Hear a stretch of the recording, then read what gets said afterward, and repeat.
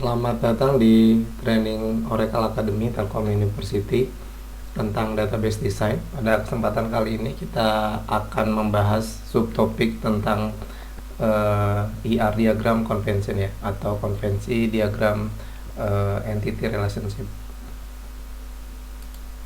Baik, untuk objektifnya pada pembelajaran kali ini adalah kita hanya satu poin saja, yaitu membahas terkait mengenai bagaimana cara membangun komponen dari ER diagram yang mewakili entitas, kemudian juga atribut dan juga relationship ya, berdasarkan konvensi dari diagram. Kemudian untuk latar belakang atau tujuan, setiap orang di dunia pasti memiliki perbedaan bahasa ya, namun bisa ada beberapa isyarat yang dipahami di seluruh dunia. Misalkan sebagai contoh, kita disuruh menebak terkait mengenai rambu-rambu internasional.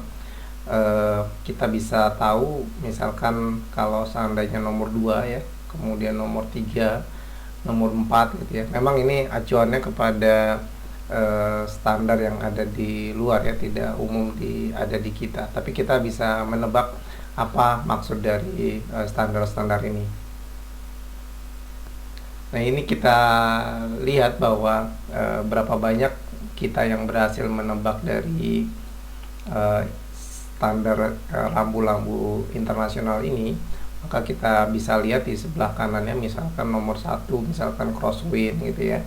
Ini menandakan bahwa hati-hati ada angin ya. Kemudian juga adanya bundaran ya di poin nomor 2. Kemudian nomor 3 itu terkait mengenai kendaraan yang membawa bahan resiko meledak. Nah, ini juga kita perlu warning.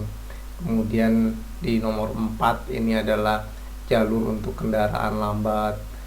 Nah, untuk nomor 5 ini memang digunakan untuk standar yang ada di Brazil ya, yang artinya berhenti ya. Kalau kita kan mungkin stop. Kemudian nomor 6 ini adalah batas ketinggian kendaraan yang rendah, jadi hati-hati. Kemudian ini juga standar yang tidak umum juga yang ada di Indonesia. Selanjutnya adalah terkait mengenai share konvensi atau konvensi bersama. Jadi mudah untuk mengkomunikasikan informasi dengan cara yang mudah dipahami oleh banyak orang. Nah, dengan adanya standar ya, kemudian pemrograman diagram seperti itu dapat mengatakan gitu ya, kita akan berbeda ya, mulai dari cara bicara, kemudian aksen gitu ya.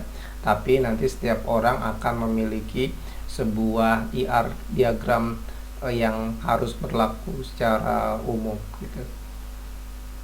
Nah, ini misalkan contoh ilustrasi penari ya, sama-sama menari tapi dia paham apa yang dilakukan untuk menghibur. Kemudian ini adalah contoh bagaimana kita mengilustrasikan konvensi itu dalam sebuah pekerjaan. Misalkan kita perlu menyimpan data tentang masing-masing karyawan di perusahaan ya. Kemudian kita perlu melacak nama karyawan perusahaan, mulai dari nama depan, nama belakang, tanggal perekrutan, ada gajinya juga. Untuk setiap karyawan dengan komisi, jadi tidak semua karyawan punya komisi, karena komisi itu mungkin artinya bonus ya. Jadi kita perlu juga melacak terkait mengenai komisi-komisi yang sudah didapatkan ataupun juga potensi yang akan didapatkan. Setiap karyawan juga pasti diberikan yang namanya disebut dengan unique employee number, atau kita sebut dengan nomor induk pegawai. Kemudian perusahaan juga ya terdiri dari beberapa departemen. Setiap karyawan perlu melaporkan ke sebuah departemen, tapi departemen tidak perlu harus melaporkan ke perusahaan. Setiap misalnya departemen accounting, kemudian departemen penjualan, departemen pengembangan, dan seterusnya. Nah, berikut merupakan ilustrasi mulai dari konsepnya, kemudian kita gambarkan dalam bentuk diagramnya. Jadi kita perlu mengetahui departemen mana saja yang bertanggung jawab pada setiap karyawan. Setiap karyawan memiliki sebuah unique number. Kemudian semua karyawan menangani satu pekerjaan ya.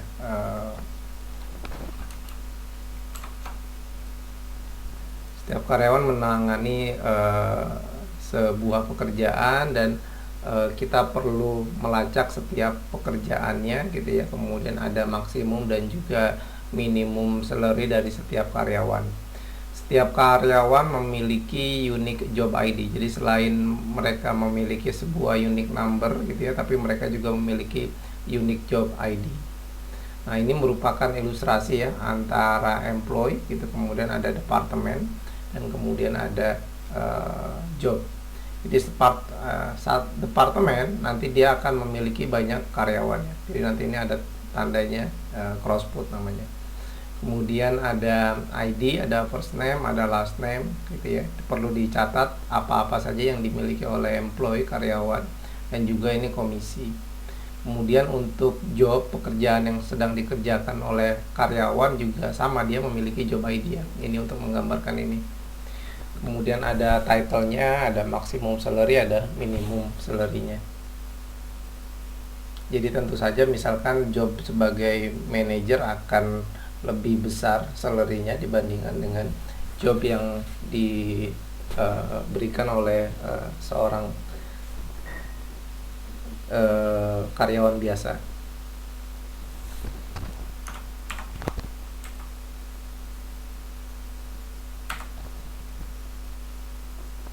Kemudian ini adalah konvensi penggambaran IR diagram.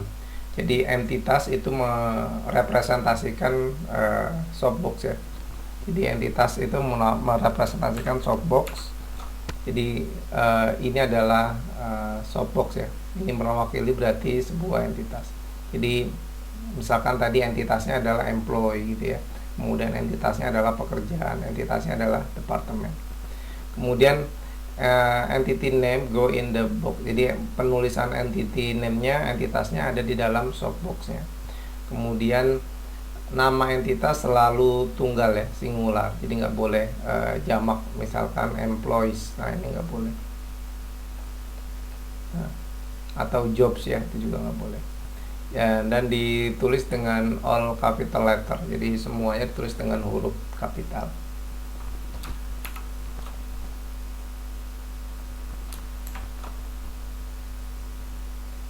Kemudian untuk menggambarkan sebuah konvensi, kemudian atribut tercantum di bawah nama entitas. Jadi kita lihat di sini ada atribut ya.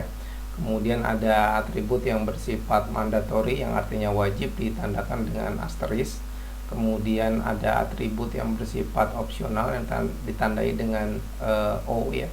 Kemudian ada unique identifier yang ditandakan dengan hash tag ya atau hash sign. Nah, ini tanda pagar.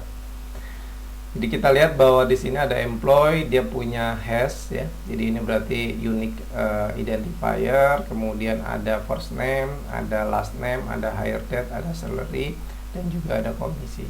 Nah, komisi tadi bersifat opsional yang artinya dia adalah bersifat tidak wajib. Sementara penulisan untuk first name, last name, hire date, dan salary adalah bersifat wajib pada setiap karyawan. Begitu selanjutnya untuk job juga ya, ada hash-nya, ada title, ada max salary, ada min salary. Departemen juga sama. Selanjutnya adalah hubungan atau relationship merupakan garis yang terhubung antara satu entitas dengan entitas yang lain.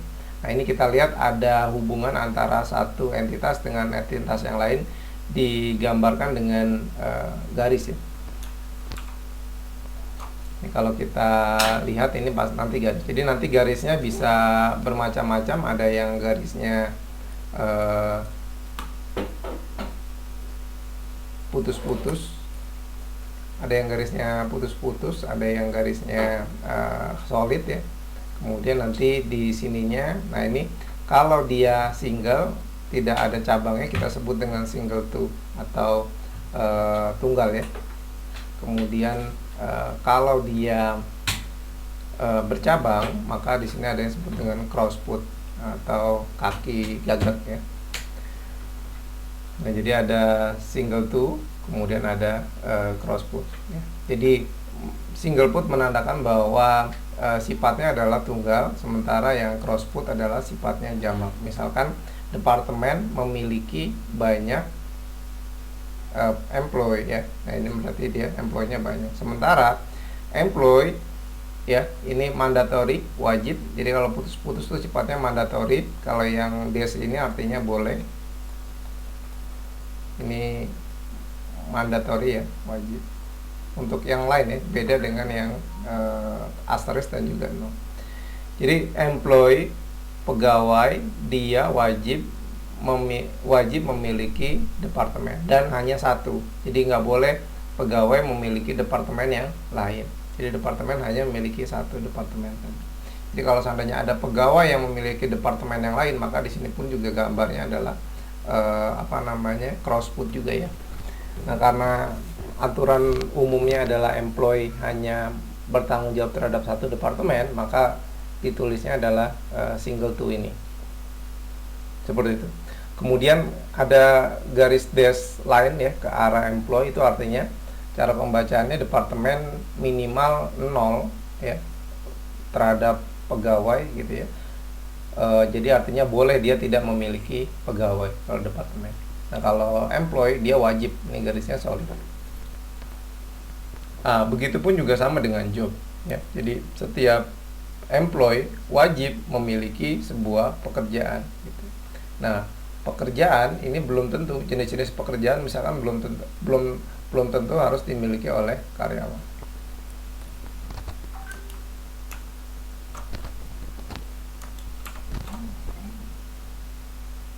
Oke, kita sudah masuk ke terminologi apa yang sudah kita pelajari. Yang pertama adalah softbox ya. Jadi untuk merepresentasikan sebuah entitas ini dituliskan dengan softbox. Kemudian kita sudah belajar juga bagaimana diagram IR-nya. Kemudian ada cross put dan juga single to. Jadi pada pelajaran kali ini harusnya kita sudah belajar bagaimana cara membangun komponen diagram IR yang mewakili entitas dan atribut berdasarkan konvensi diagram. Oke, pertemuan kali ini kita cukupkan. Terima kasih.